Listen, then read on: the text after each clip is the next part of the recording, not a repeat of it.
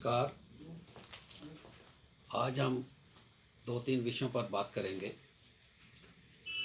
जो आजकल हमारे इर्द गिर्द या मीडिया में छाए हुए हैं। एक तो चर्चा है कि अर्नब गोस्वामी जो अभी तक अरेस्ट है, कंटिन्यूस अरेस्ट में है। चार चार अदालतों के अंदर उसने अपने वकील खड़े किए, लेकिन बेल उसको ज़मानत नहीं मिली। वो ज़मानत क्यों नहीं मिली उसको, उसकी वजह क्या है, और इसके फैक्ट्स जो हमने पूरे दो इश्यूज़ पर एपिसोड पर हमने डिस्कस किए। आज सिर्फ हम ये चर्चा करेंगे कि एक बात तो उभर कर सामने आई है कि इसने उस ट्रांजैक्शन में पैसे देने थे और इन तीनों ने देने थे जो 5 करोड़ और 40 लाख रुपया बनता है। और इसमें तीन लोगों की, ये जो अलग अलग लोग हैं जिनके नाम मेंशन हमने पिछले एपिसोड में भी बताए थे, तो वो हाई कोर्ट के नोटिस में भी आए हैं। अब हाई कोर्ट ने ये संज्ञान ले लिए, दो जजों ने बॉम्बे के, कि जहाँ पे बड़े बड़े वकील खड़े किए इसने, तो उन्होंने एक ही सवाल पूछा इन सब से कि साहब ये हमको आप बताइए, क्या आपने ट्रांजैक्शन की थी उनके साथ? आपकी कोई ट्रांजैक्शन थी? The answer is yes, transaction थी। डिफेंस ये था कि हमने उनको पैसे काफ़ी वापस कर दिए हैं, कुछ रहते हैं, लेकिन कहने का मतलब है ट्रांजैक्शन थी, डाइंग डिक्लेरेशन नोट था। और अब सवाल है कि वो डाइंग डिक्लेरेशन जो थी वो पीस ऑफ एविडेंस था कि नहीं था, तो ये क्लोज कैसे हो सकता था केस। और पुलिस जो है उस वक्त 2018 में, और 2018 से लेके 2019 तक या 2020 तक, मई तक, ये स्टेटमेंट आ रहे हैं जो बेटी है उनकी, नायक की, और उनकी बीवी है, वो ये स्टेटमेंट्स दे रहे हैं कि साहब हमको पुलिस ये कहती रही कि हम इन्वेस्टिगेशन कर रहे हैं, चल रही है अभी आपकी, लेकिन उनको क्लोजर रिपोर्ट के बारे में कुछ नहीं बताया गया। ये क्लोजर रिपोर्ट सीक्रेट क्यों रखी गई? ये क्लोजर रिपोर्ट का फ्रॉड क्या है? और ये क्लोजर रिपोर्ट में क्या कंप्लेनेंट को बुलाना ज़रूरी है अंडर लॉ के नहीं है? कोई क्लोजर रिपोर्ट, सुप्रीम कोर्ट की जजमेंट्स हैं, लॉ क्लियर है कि कोई क्लोजर रिपोर्ट एक्सेप्ट नहीं की जा सकती है until and unless she is given और he is given a notice for it.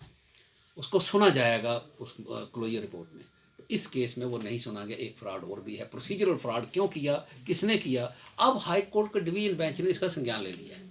High court ने जो ऑब्जर्वेशंस की हैं, जब बेल नहीं ग्रांट की उन्होंने कहा कि हम इसको आगे सुनेंगे अभी, लेकिन इंटर्म बेल वगैरह आप कुछ नहीं देंगे, सेशन कोर्ट में जाना तो जाइए, आप वहाँ पे जाके आप अपना परसू करिए जैसे प्रोसीजर, जो प्रोसीजर कहता है।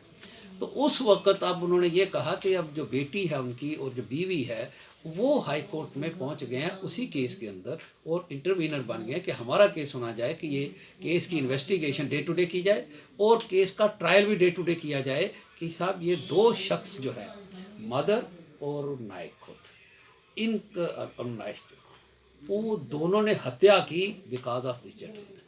अब हम भी ये डिमांड करते हैं कि एक बात, कोई क्रिमिनल ट्रायल जस्टिस सिस्टम जो है वो तो डे टू डे होना ही चाहिए। क्या प्रॉब्लम है इसमें? इसी शख्स ने, इसी अर्नब गोस्वामी ने रसाना मर्डर केस में चीख चीख कर, चिल्ला चिल्ला कर ये कहा कि साहब दिल्ली की सुनवाई होनी चाहिए, जम्मू कश्मीर से बाहर होनी चाहिए, जम्मू के वकील गलत है, जम्मू की जनता गलत है, जो एजिटेशन कर रहे हैं, जो सीबीआई की डिमांड कर रहे हैं। अरे भाई, सीबीआई की डिमांड करना कहाँ ये गुनाह था? कहाँ आपने हमारे प्रधान को शेम शेम करके ये कह दिया था उस वक्त, टीवी चैनल पर बुलाया बैठाया और उसको बोलने नहीं दिया, और आपने मिसयूज़ किया अपनी लिबर्टी का और आप अपने चैनल का भी, और उसको आपने शेम शेम कहा सारी दुनिया के सामने।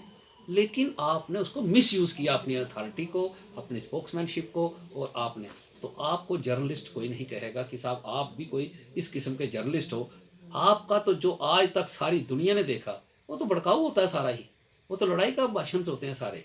हाँ, मैं उस पर नहीं जाऊँगा, वो एक सियासत का पार्ट है, आप जो मर्जी करिए, आपकी लाइफ है, आप जो मर्जी करिए, लेकिन मैं लीगल इश्यूज़ पर हूँ कि क्या आपका डे टू डे ट्रायल होना चाहिए कि नहीं होना चाहिए। तो मैं समझता हूँ कि बड़ी समझदारी के साथ बहुत अच्छा डिसीजन बॉम्बे हाई कोर्ट ने ले लिया कि साहब इसको ज़मानत नहीं दी है और इसकी सुनवाई जो आगे है, और उन्होंने ये बड़ा क्लियर कर दिया है ऑब्जर्वेशन अपनी में कि हम उस माँ बेटी को भी सुनेंगे जिनके दो शख्स घर के आपने आपने मरवा दिए और आप उनको मजबूर कर दिए वो खुदकशी करें। दो दो शख्स एक घर के अगर चले जाएँ आपकी वजह से, तो क्या सुनवाई नहीं होनी चाहिए? उसके लिए तो पीस ऑफ एविडेंस से क्लोजर रिपोर्ट के लिए शार्ट ऑफ एविडेंस होना चाहिए। इस केस में तो शार्ट ऑफ एविडेंस का क्वेश्चन ही नहीं है। डाइंग डिक्लेरेशन इज है ना, सुप्रीम कोर्ट ने एक बार नहीं कई बार ये लॉ लेट डाउन कर दिया, गाइडलाइन लेट डाउन कर दी कि डाइंग डिक्लेरेशन इज एनफ। लेकिन क्योंकि पुलिस और सियासत के लोग जो होते हैं वो अपने वक्त में हुक्मरान मिलकर केसों को दबाते हैं, ये केस भी उनमें से एक था। ये केस को भी दबोचा गया, दबाया गया, छुपाया गया। तो अब वो जो माँ बेटी जस्टिस के लिए 2 साल से जगह जगह घूम रहे हैं, जगह जगह जाके फरियाद कर रहे हैं, सोशल मीडिया में फरियाद कर रहे हैं, साहब हमारी सुनवाई करिए। लेकिन ये बहुत अच्छा हुआ कि supreme court, Bombay high court ने खुद ब खुद इसका संज्ञान ले लिया। ये एक अच्छा कदम है। तो मैं ये दूसरी चर्चा करूँगा कि साहब इनके जो 2019 में रिपोर्ट फाइल हुई थी इनकी क्लोजर रिपोर्ट, अब वो खुल जाएगी और वो उसमें ये कोई ऐसी पाबंदी नहीं है। High Court can directly investigating officers, they can send it to CBI, they can do anything whatever the High Court feels proper. इसके बाद भी तो अब ये मैं देखूंगा कि आप इसके मतलब चला वाइफ है उन लोगों ने एक प्रॉपर पिटीशन फाइल कर दी है। ओके, ये पुलिस की बात बता रहा था कि भाई पुलिस जो है हर जगह इस तरह के इन्फ्लुएंस करती है। जम्मू कश्मीर के अंदर भी मैं एक केस से निपट रहा था, अभी 1-2 दिन में मेरे पास ये फ़ाइल आई। तो फाइल में ये एक हवलदार इसके आर्मी के हैं, तो उनको मारा पीटा गया, काफ़ी लोगों ने उसको ज़रबात पहुंचाई, हेड इंजरीज भी आई और उसको पूरे जिस्म पर मारा गया और उसको आर्मी हॉस्पिटल, क्योंकि वो आर्मी का शख्स था तो उसको मिलिट्री हॉस्पिटल सवारी में दाखिल किया गया। मैं करप्शन पे बात आ रहा हूँ, करप्शन क्या संज्ञान लेना चाहिए डायरेक्टर जनरल पुलिस को कि नहीं, क्या एसएसपी को इसका संज्ञान लेना चाहिए कि नहीं, क्या लेफ्टिनेंट गवर्नर को इसका संज्ञान लेना चाहिए कि नहीं। ये करप्शन का मैं इंसिडेंट बताता हूँ कि इन्वेस्टिगेशन में कैसे बदमाशी की जाती है और कैसे जो साथ होकर मुलजिम के साथ मिल के बेलें करवाई जाती हैं। ये देखिए, मैं अभी एक किस्सा आपको दिखाने वाला हूँ। तो उसमें क्या हुआ कि ये उसकी हेड इंजरी जो थी उसको लग रहा था डॉक्टर्स को, जैसे वो रेफ़र करते हैं, उन्होंने अपने बड़े हॉस्पिटल चंडीगढ़ में रेफ़र कर दिया कि आप इसको चंडीगढ़ ले जाइए बाई रोड, इसको वहाँ पे पहुँचाइए। 2 नवंबर को उसको ले जाया गया वहाँ पर बाई रोड और उसको उसी दिन जाके वहाँ पे दाखिल करवाया गया और उसका सिटी स्कैन हुआ हेड का और हेड इंजरीज थी बहुत बड़ी। तो उसमें ये पुलिस वाले लिखते हैं जी कि वो तो डिस्चार्ज हो गया है। All together distorted version. Police जाना गवारा नहीं करती है चंडीगढ़ और कोर्ट को लिख कर देती है, कोर्ट को लिख कर देती है मुंसफ आरएसपुरा को। हद हो जाती है इस बात की भी। और मुंसफ आरएसपुरा को लिखना पड़े क्योंकि उन्होंने तो वही रिकॉर्ड लिखना जो दिया जाता है। तो उन्होंने डिस्चार्ज लिख दिया और इंटर्न बेल ग्रांट कर दी इस केस में। अब उस चीज़ को लेकर हमने सारे आज डॉक्यूमेंटेशन सारी वो हमने एसएचओ के खिलाफ जो आईओ था पारसपुरा का हमने कोर्ट में पेश की है।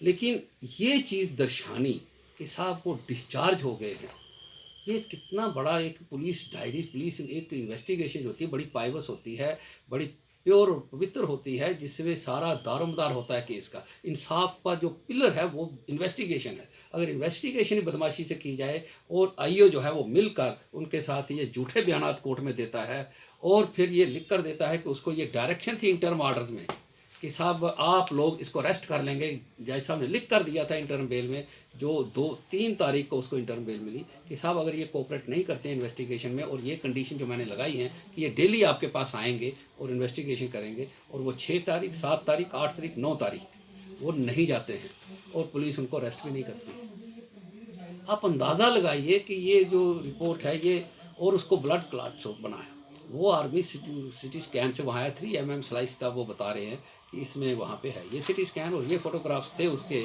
जो हमने अदालत में भी शो किए हैं। लेकिन मैं ये लेफ्टिनेंट गवर्नर साहब के नोटिस में ला रहा हूँ कि पुलिस की करप्शन कैसे रोकेंगे आप कहते हैं मैं करप्शन फी नहीं दूंगा, मैं डेड वुड्स को बाहर निकालूंगा। सबसे पहले तो आप पुलिस अपनी दुरुस्त करिए।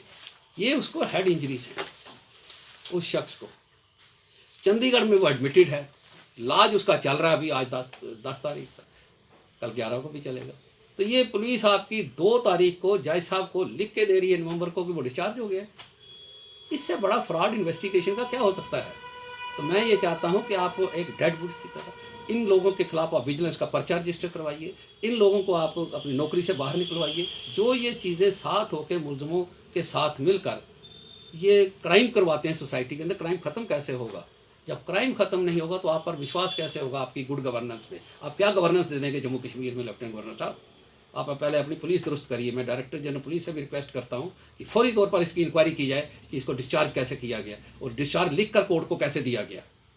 तो ये एक बहुत बड़ी इन्वेस्टिगेशन और इंक्वायरी का विषय है कि भाई साहब और कोई जाता नहीं है चंडीगढ़ में, कोई उसका स्टेटमेंट रिकॉर्ड नहीं करता है, कोई डॉक्टर से उसकी रिपोर्टें नहीं लेता है, भाई चंडीगढ़ लेकर गए थे आप क्या किए, वो सारा बात छुपा लेते हैं कोर्ट से भी और बेल साथ होकर करवा देते हैं मिलकर।